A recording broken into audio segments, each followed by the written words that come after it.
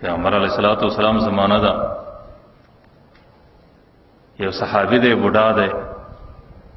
دا غي بچی پیغمبر علیه السلام ته شکایت راوړی اے دا الله رسول ز ټول ورځ مزدوری کوم زه په ډیر تکلیف باندې ګټم لیکن زما پلار ډیر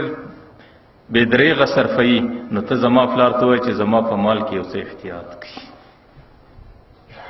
بچی د پلار متعلق دا شکایت راوړی بچی ځوان دی پلار بوډا دی پیغمبر علیه الصلاۃ والسلام ته ورسره پلار الله راوړل پلار له چې کله حال رااله پلار کې را روان دی پلار کې خبر سو چې زما دا شکایت پیغمبر ته پیښ شوی دی د عربو په مزاج کې شاعری و نو د ځان سره د دې خیالاتو په دنیا کې د تصوراتو په دنیا کې یو څو اشعار وایي یو څو اشعار د ځان سره جوړي هغه اشعار صرف په تصوراتو کې راګرځي په لار کې روان دي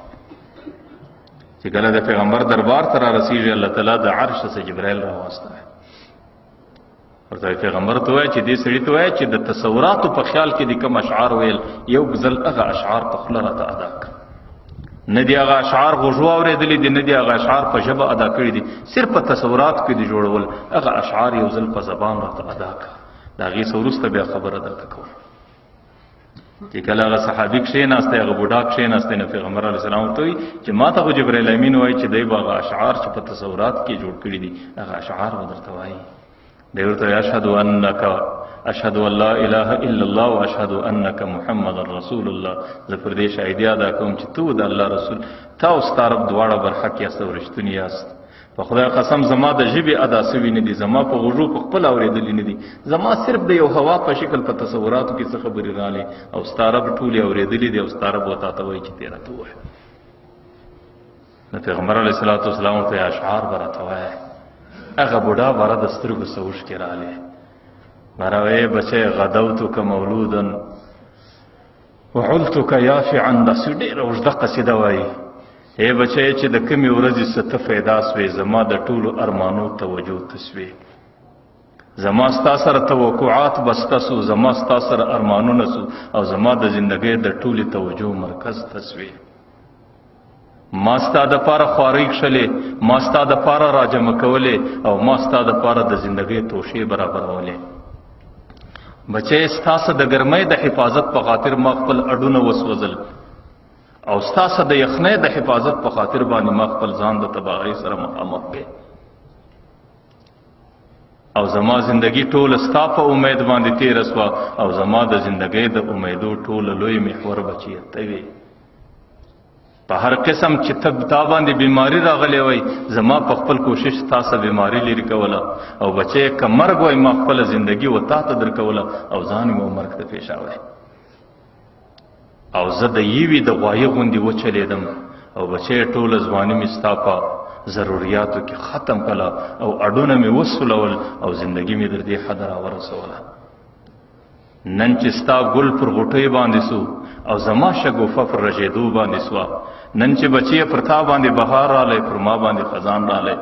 نن چې ستا شکل د قیام سو زما شکل د رکوع سلو